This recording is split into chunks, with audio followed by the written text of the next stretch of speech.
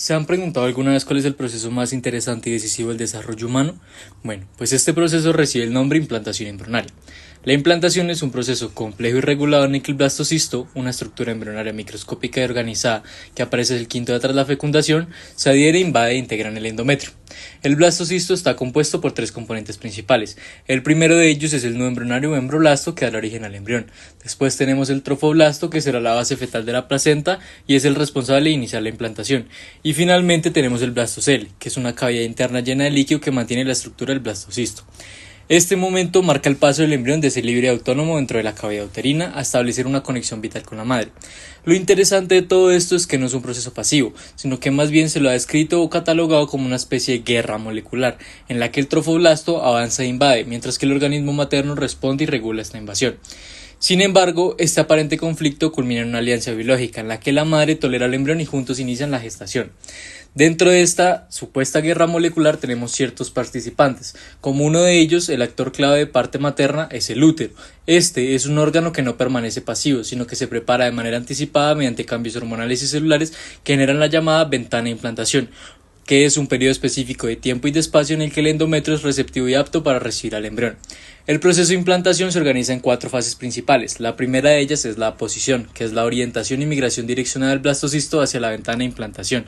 Después tenemos la adhesión, que es cuando el blastocisto entra en contacto con el endometrio a través de moléculas de unión específicas. Tenemos después la invasión, que es cuando las células trofoblásticas penetran en el estroma endometrial y remodelan las arterias espirales, asegurando un mayor flujo de sangre, oxígeno y nutrientes hacia el embrión.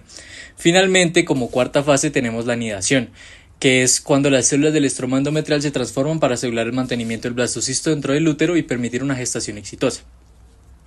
La relevancia de estas fases radica en que permiten establecer el intercambio materno-fetal, el cual es indispensable para el desarrollo de la gestación. Y finalmente, si vemos desde un marco evolutivo, si comparamos entre especies de organismos placentados, vamos a darnos cuenta que la implantación muestra diferencias notables. Por ejemplo, en los marsupiales como los canguros es superficial y breve, lo que explica que sus crías nazcan más inmaduras y terminen de desarrollarse en la bolsa materna. Y por otro lado, en los humanos, la implantación es profunda e invasiva, en la que el trofoblasto se incrusta en el endometrio y remueve activamente los vasos sanguíneos, estableciendo una unión estrecha y duradera. Bueno, hasta ahorita hemos visto en qué consiste la implantación. Ahora quiero que pensemos en los protagonistas que hacen que este proceso ocurra. Primero tenemos las hormonas, principalmente progesterona y estrógeno. La progesterona es la hormona que estabiliza y transforma el endometrio, volviéndolo más grueso, más secretor y más nutritivo, creando un ambiente adecuado para que el embrión pueda implantarse. Por su parte, los estrógenos estimulan la proliferación de células endometriales y aumentan la vascularización inicial. Esto quiere decir que promueven la formación de nuevos vasos sanguíneos. En conjunto, progesterona y estrógeno trabajan como un equipo. Una va a preparar el terreno volviéndolo receptivo y nutritivo y la otra lo va a activar y lo va a llenar de vasos sanguíneos.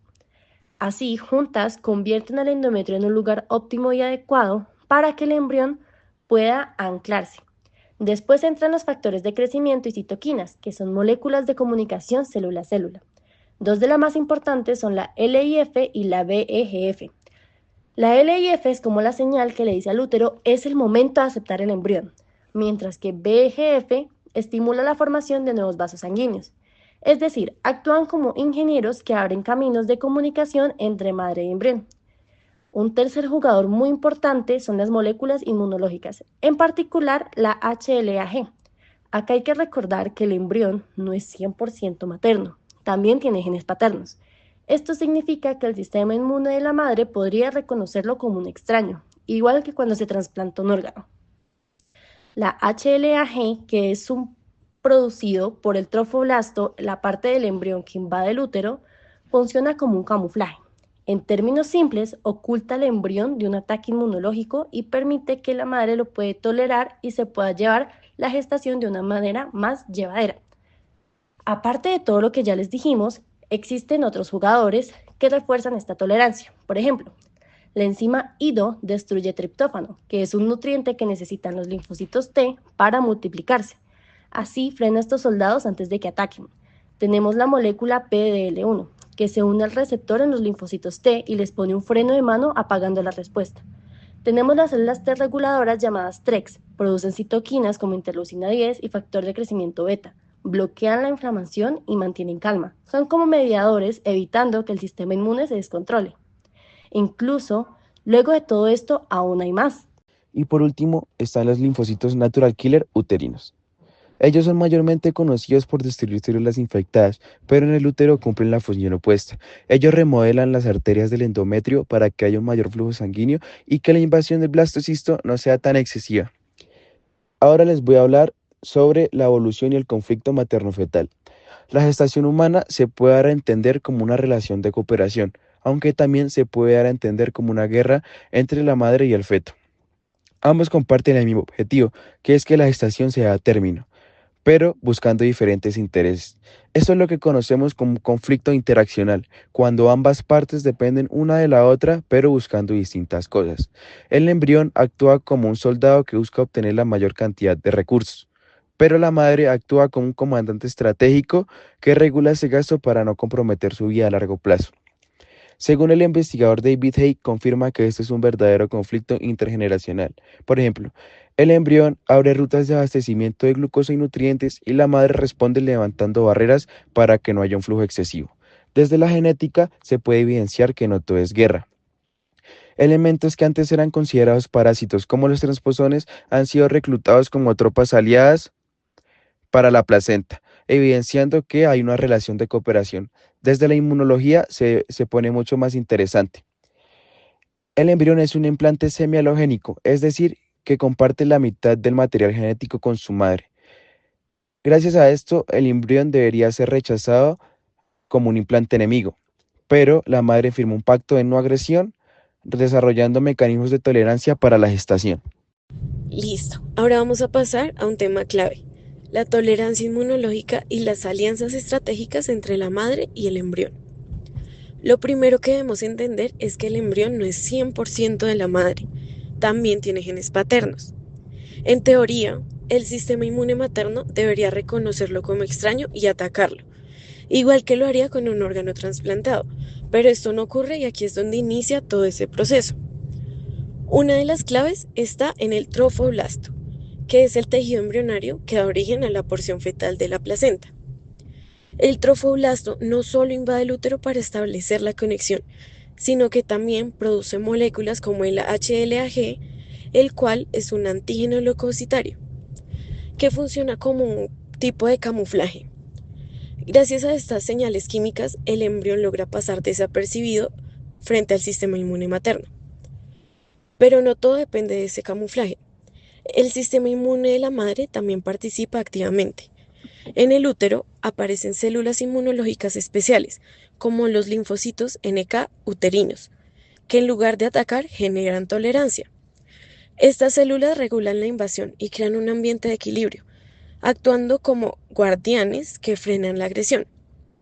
Al mismo tiempo, la invasión del trofoblasto remodela las arterias del útero, transforma los vasos sanguíneos maternos en canales más amplios y eficientes, que aseguran un suministro constante de oxígeno y nutrientes al embrión.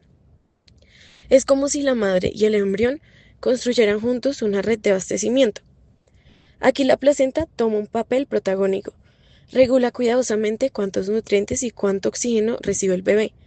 Así evita un crecimiento desproporcionado y protege tanto al embrión como a la madre. En resumen, la gestación no es un simple estado biológico, sino una alianza estratégica entre dos organismos distintos. El embrión busca sobrevivir y crecer, mientras que la madre ajusta su cuerpo para mantener el equilibrio sin comprometer su salud. Así, la gestación, más que un reto inmunológico, es una demostración de cómo la vida depende de la cooperación y la adaptación desde sus primeras etapas.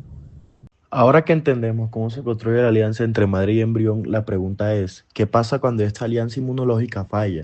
Durante la gestación, el feto se considera como un injerto natural. Esto debido a que tiene genes maternos y paternos. En teoría, como ya se había mencionado, este debería ser rechazado, pero esto no ocurre gracias a los varios mecanismos que ya hemos revisado anteriormente. El problema surge cuando algo falla en este sistema.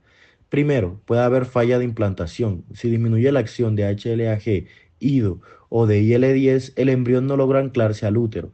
Esto se traduce en infertilidad o en pérdidas tempranas de la gestación debido a que no puede ocurrir la implantación.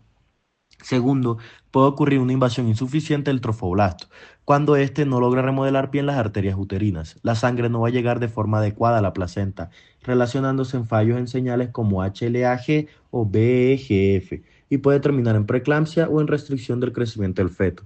Y tercero, puede darse una ruptura del tratado inmunológico. Esto debido a que disminuye la estrés y aumenta la inflamación con moléculas como interferón gamma o interleucina TNF-alfa. El sistema inmune de la madre atacaría al feto. Es literalmente un regreso a la guerra y puede terminar en un aborto espontáneo. En conclusión, moléculas, citoquinas y células son las que mantienen la paz entre madre y feto. Cuando esta paz se rompe, el resultado puede ser infertilidad por abortos recurrentes o complicaciones como la preeclampsia. Esto nos muestra que el embarazo no solo depende de iniciar bien la implantación, sino de mantener la alianza inmunológica durante toda la gestación, hasta el final con el producto que sería el nacimiento del bebé.